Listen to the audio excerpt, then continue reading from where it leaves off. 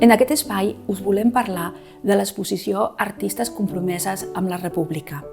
És una exposició comissariada per Núria Rius i Bernet i Julián Díaz de Otazu. Ells han volgut donar a conèixer l'obra d'artistes que van treballar a Catalunya durant el període republicà.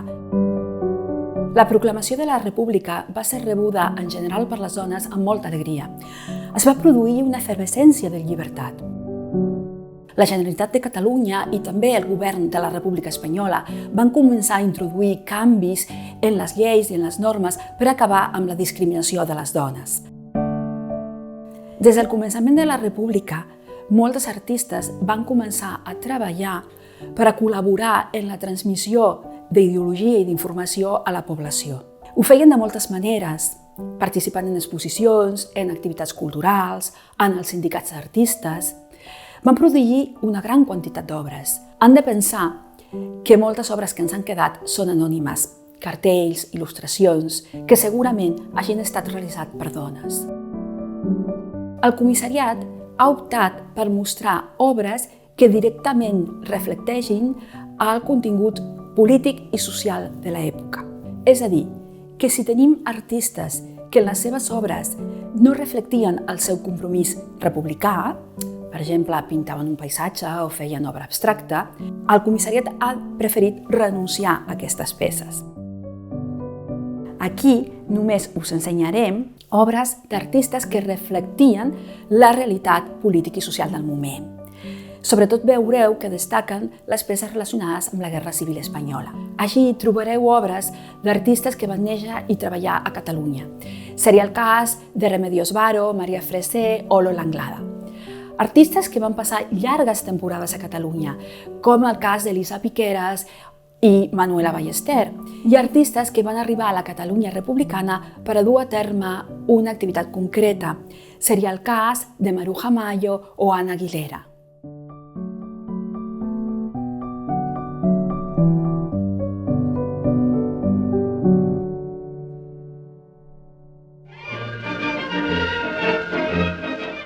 La proclamació de la República, rebuda per la majoria de les dones amb una gran il·lusió, va generar en elles grans expectatives i una gran efervescència de llibertat. Des de la Generalitat de Catalunya i el govern de la República Espanyola es van introduir canvis legislatius importants destinats a eliminar la discriminació de les dones. La política cultural de la Generalitat es va dirigir a aconseguir que la cultura fos catalana, democràtica, científica i laica, intentant posar els màxims esforços a elevar el nivell cultural de la població.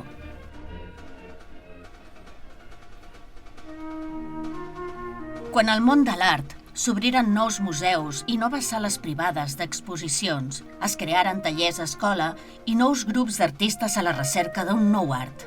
Moltes artistes es van treure profit i hi van participar. Malauradament, amb l'aixecament feixista, tots els intents de crear un art nou, una avantguarda artística, es van troncar. Les galeries privades van pràcticament tancar. Les obres no es venien. Durant els anys de guerra hi va haver dues menes d'activitat: els salons oficials i les exposicions impulsades per partits i sindicats. No obstant això, fou un període de gran creativitat a la zona republicana. La producció artística es va polititzar i posar l'accent en la propaganda.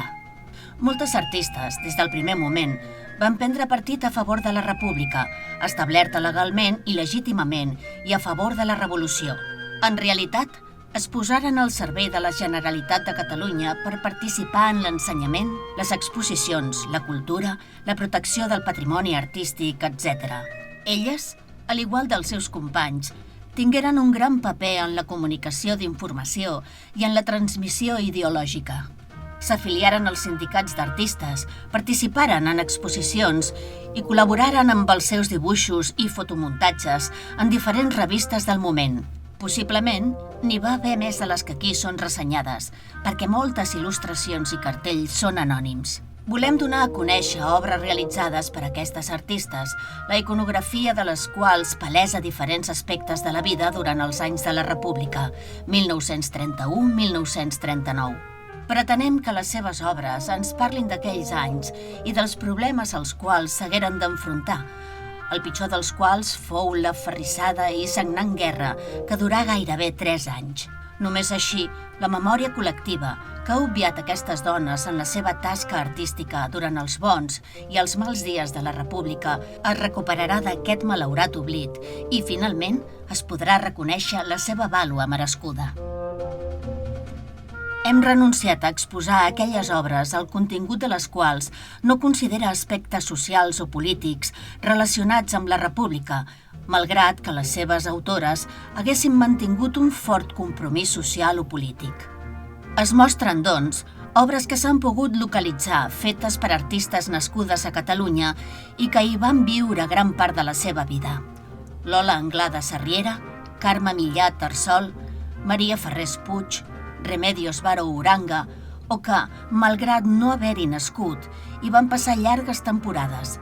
Elisa Piqueras Lozano, Manuela Ballester Vilaseca i Juana Francisca Rubio García, i que van participar en alguna de les moltes activitats artístiques dutes a terme a Catalunya entre el 1931 i el 1939. Francisca Bartolozzi Sánchez, Maruja Mallo, Àngela Nebot Mulada i Anna Aguilera Gassol. Totes les obres exposades tenen, com s'ha dit, un contingut no aliè al conjunt de valors socials i morals associats a la defensa dels ideals republicans.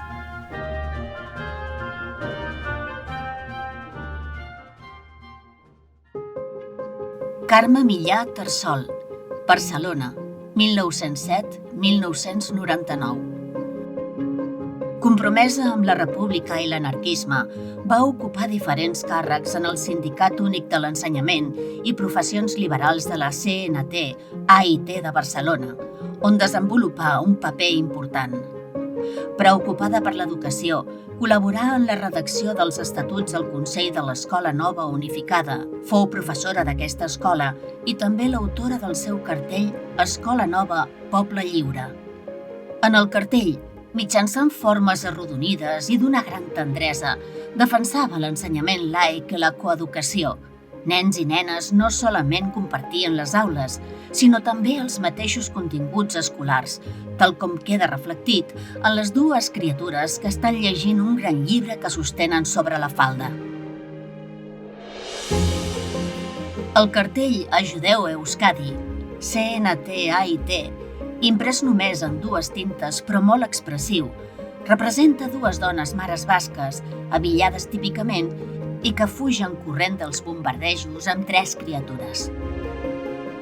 Anunciava un dels molts actes festius de gran càrrega simbòlica i emotiva que es dugueren a terme a Barcelona i en altres ciutats de Catalunya dins de la Setmana Pro Euskadi, celebrada el mes de juny del 1937, poc temps després del bombardeig de Guernica. El 1939, amb el triomf franquista, Carme Millà s'hagué d'exiliar. Tornà a Barcelona el 1959, on exposà a la sala Selecciones Jaimes, però no s'instal·là a la ciutat fins al 1961. Un cop jubilada, continuà la seva activitat artística. Lola Anglada Sarriera, Barcelona, 1892, Tiana, 1984. El seu compromís amb el catalanisme havia quedat ben palès, especialment amb les il·lustracions que va fer per a la revista Nosaltres Sols, des del primer número, del 28 de març del 1931 fins al 1933. Les seves il·lustracions es caracteritzaven per la representació de la pàtria, Catalunya, mitjançant la figura d'una jove vestida de catalana. Li digueren la Marona dels presos per l'ajut que els prestà amb els seus dibuixos i per la seva implicació en actes i mobilitzacions dirigides al seu alliberament, com feu en el cas del complot de Garraf. Fou secretària d'Acció Cultural i Social de la Unió Catalanista i en els anys de guerra s'afilià a la UGT. Jaume Miravilles, comissari de propaganda de la Generalitat, li encarregà que donés vida al personatge del més petit de tots, esculpit per Miquel Paredes. Ella el canvià per un ésser andrògin, representant de tots els valors que la guerra malmetia i, com a tal, símbol de la Catalunya oprimida, de la república o d'un poble en lluita contra el feixisme. Va fer també tot un conjunt de dibuixos aquarelats de personatges de la guerra, milicians i milicianes, brigadistes, dones pertanyents al batalló de la mort o Centúria Malatesta i a la columna Tailman. No s'oblidà del comissariat de propaganda de la Generalitat ni dels altres, els guanyadors de la guerra, falangistes, requeters i soldats italians. Acabada la guerra, no es va voler exiliar i va haver d'amagar-se en pisos de Barcelona fins que va establir-se definitivament a Tiana. Va tenir problemes per vendre les seves obres i per exposar. Maria Ferrés Puig, Maria Freser, Vilassar de Mar, 1874, Valls, 1964. Maria Ferrés, o Freser, com ella signava, va pintar la rereguarda. Són dibuixos de petit format, fets de manera àgil i acolorits amb tonalitats suaus, que fan una sensació sempre d'immediatesa i de moviment, i que constitueixen una veritable crònica de tots els personatges que es podien veure pels carrers de Barcelona durant el llarg conflicte. No es va oblidar de ningú. Soldats republicans amb els seus uniformes, milicians i milicianes, membres de la FAI i de les brigades internacionals, comissaris polítics, soldats subllevats, membres de la Guàrdia Mora abillats amb els fesos vermells i les gelabes blanques, falangistes, carlistes amb uniformes diferents, noies de la secció femenina, dones a les cues de racionament o amb els cistells buits a la recerca de menjar, fins i tot estraperlistes, criatures, gent que va haver de sortir cap a l'exili amb els farcells plens de roba sobre el cap, etc. A primera vista, pot semblar que Maria Ferrés no va prendre partit per cap bàndol en la representació d'aquestes figures que van patir la guerra, com sí que ho va fer Lola Anglada, afegint el seu conjunt de dibuixos als que va titular Els altres. Tanmateix, si la nostra mirada és més acurada, podrem esbrinar com subtilment fa palesa la seva presa de partit. Només cal mirar els rostres de la gent que ha de fugir cap a l'exili o comparar com estan representades les persones dels diferents bàndols, els milicians i les milicianes confrontats amb membres de la Guàrdia Mora, per posar només un parell d'exemples.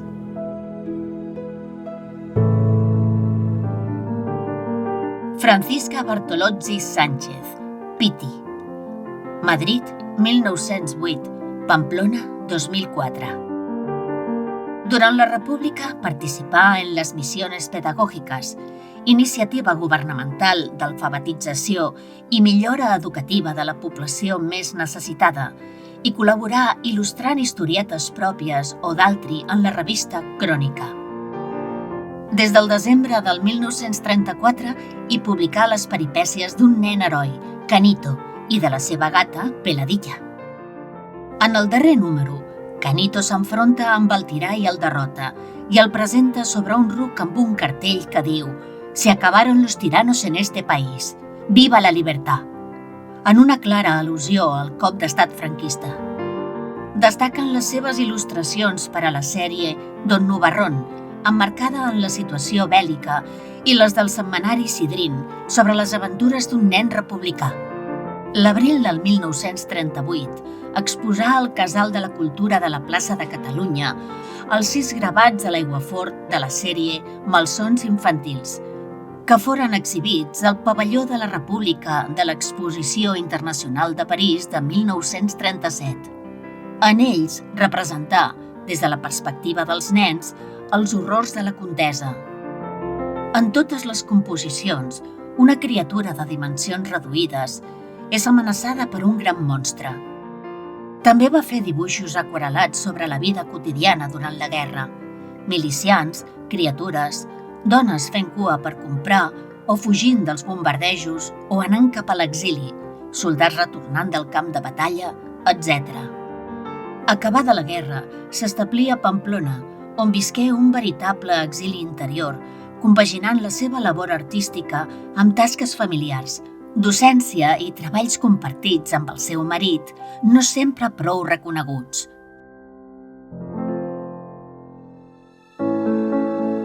Juana Francisca Rubio García, Paquita Rubio o Paquita Bardasano.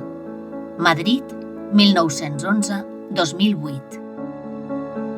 Fou l'única dona que treballà durant la guerra com a cartellista a La Gallofa, taller de propaganda de la secció d'Arts Plàstiques de les Joventuts Socialistes Unificades a les quals pertanyia. En la majoria dels seus cartells, al·ludia a les dones i a la seva participació en la guerra, optant pel realisme com a estètica a causa de la influència soviètica. De la vintena de cartells que va signar, se'n conserven només uns quants. Gairebé tots eren per a organitzacions de dones. Muchachas, de Madrid, o Unión de Muchachas, de València, organitzacions juvenils femenines compromeses amb la causa republicana. Les seves figures femenines solen representar joves musculoses, atlètiques, masculinitzades, amb espatlles amples i cames reforçades. Un nou model de dona jove en què s'exaltava el cos aconseguit amb l'esport, considerat com una pràctica complementària de la cultura. També va col·laborar com a il·lustradora en moltes revistes. Paquita Rubio, que havia participat en l'Exposició Internacional de París del 1937, va concórrer a l'Exposició de la Joventut, l'art al servei del poble, organitzada per la Comissió de Cultura i Propaganda del PSUC i inaugurada el 2 de maig de 1938 a l'Hotel Colón de Barcelona. Quan el govern de la República s'hagué de traslladar a València, ella i el seu marit, el cartellista José Bardasano, amb la seva filla, també se n'hi anaren. De València anaren a Barcelona, des d'on, a punt d'acabar-se la guerra, sortiren cap a França i des d'allà cap a Mèxic. La parella va tornar a Espanya al 1961.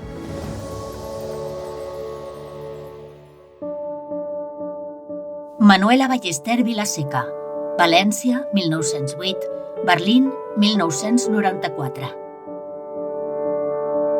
Artista de l'avantguarda valenciana dels anys 30 del segle XX, es dedicà a la defensa dels drets a les dones. Per a les eleccions legislatives del 1936, feu el seu primer cartell polític, votat al Frente Popular. La imatge representava una mare intentant votar amb la criatura als braços.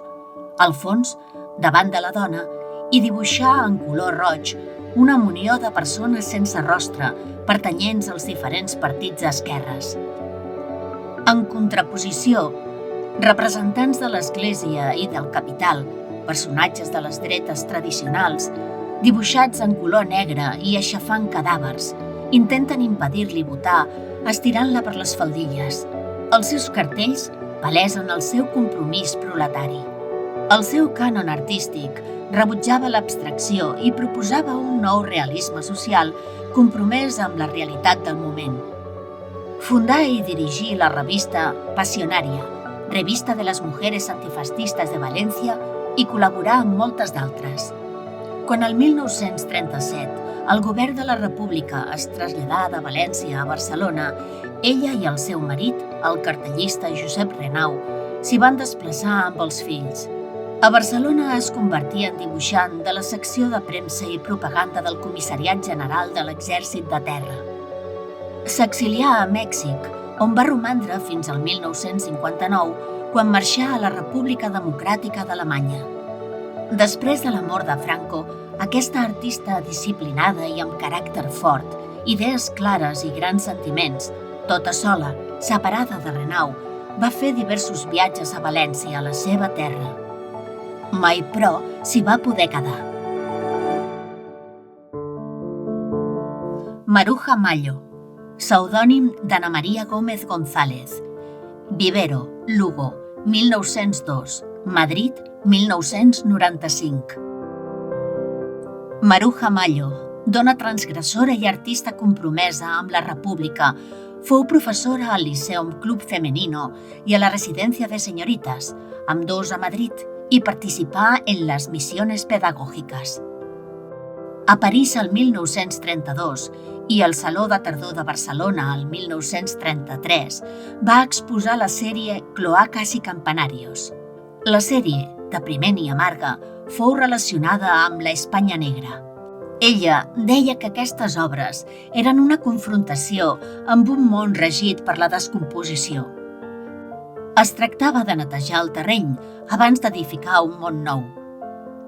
Amb dues obres d'aquesta sèrie, Huella i Sapo y Excrementos, participà en l'exposició logicofobista celebrada a Barcelona al maig del 1936. L'últim quadre que feu a Espanya abans de marxar a l'exili fou el gran oli Sorpresa del Trigo, inspirat en la imatge d'una dona vista a la manifestació de l'1 de maig de 1936. L'obra donaria pas a una sèrie carregada d'esperança en el futur, anomenada La religión del trabajo, i acabada a l'exili, en què tenen un gran protagonisme les espigues sorgides de les mans de les dones, on rau la base de la vida. Amb el seu company, el trotskista Alberto Fernández Mezquita, participà en les Misiones Pedagógicas de Galícia. Esclatada la guerra, s'hi quedà un temps contemplant esfereïda el que passava. Prengué nota dels fets i dels noms de les persones fins que passà a Portugal, des d'on, amb l'ajut de Gabriela Mistral, inicià l'exili cap a l'Argentina. El 1938 escrigué un text sobre els seus darrers dies a Galícia que La Vanguardia publicà il·lustrat amb reproduccions de la sèrie La religión del trabajo.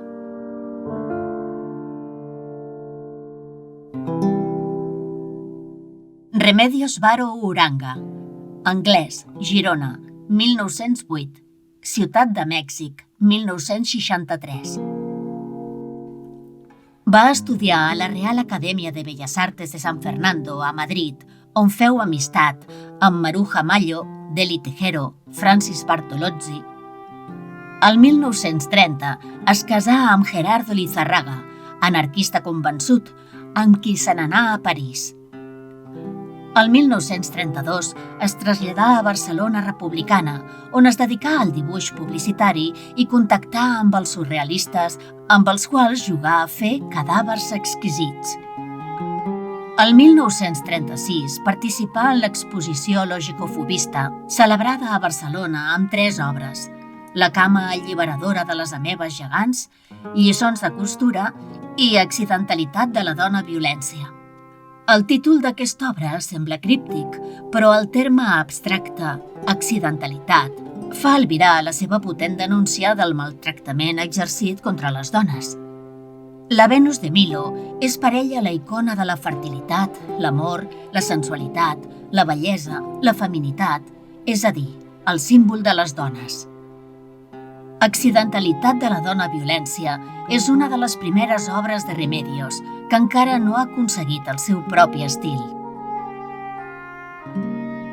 El 1936 conegué el poeta surrealista trotskista Benjamín Pérez. Amb ell i amb Esteban Francés se n'anà cap a París, on feu amistat amb Leonora Carrington i descobrí les teories orientalistes de Gurdjieff. El 1940, ocupat París pels nazis, Remedios se n'anà al sud de França, des d'on, passant per Marsella i Algèria, partí cap a Mèxic, on arribà al gener del 1942. A Mèxic consolidà el seu estil peculiar, que reflecteix un món harmoniós i rebutja tot allò morbós i violent. Creà un món propi de personatges irònicament metafòrics, el rostre dels quals té una semblança al seu. El 1963, amb 55 anys, morí sobtadament.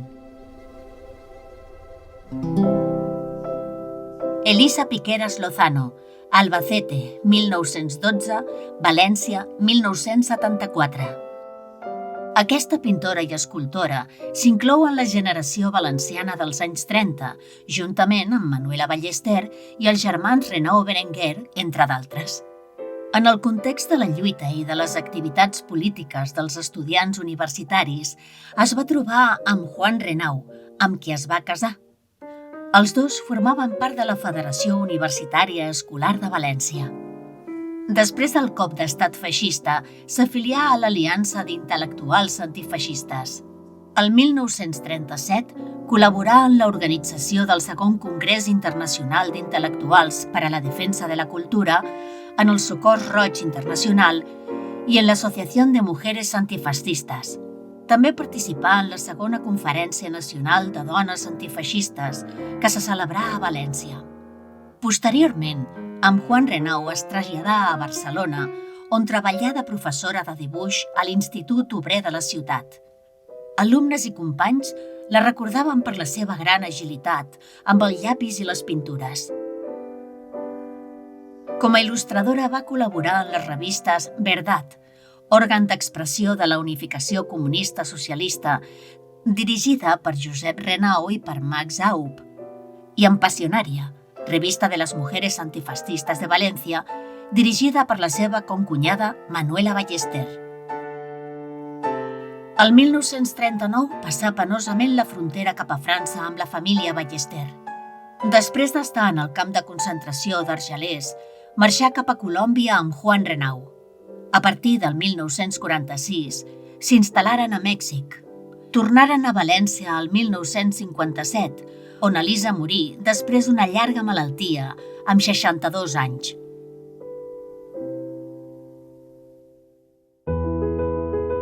Malauradament, amb data d'avui, d'algunes artistes sabem o coneixem ben poca cosa, com ara la seva participació en exposicions i algunes de les seves obres.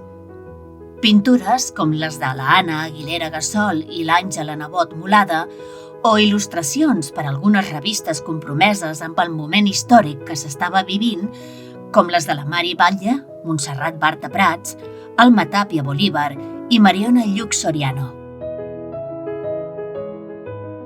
De tota manera, elles hi són i van treballar a través de la seva creació artística, comprometent-se amb els ideals i valors de la República.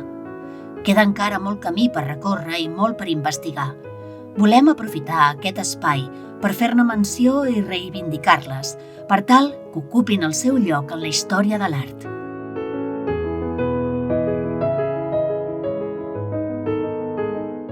Esperem que us hagi semblat una exposició interessant i que us hagi agradat. També que us hagi aportat nous coneixements sobre el tema i nous punts de vista. Us convidem a consultar el catàleg de la mostra, on trobareu informacions més profundes i detallades sobre el context, les artistes i les seves obres.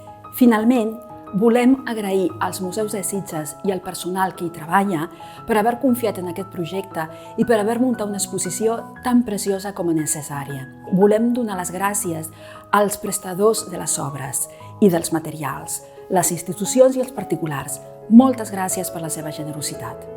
Per últim, volem fer palès el nostre reconeixement a la historiadora Núria Rius i Bernet. Ella és la responsable de la idea de l'exposició i de gran part de la recerca i dels textos. Malauradament, la Núria no ha pogut veure l'exposició acabada. A ella li dediquem la nostra feina i la recordem amb el nostre respecte i afecte.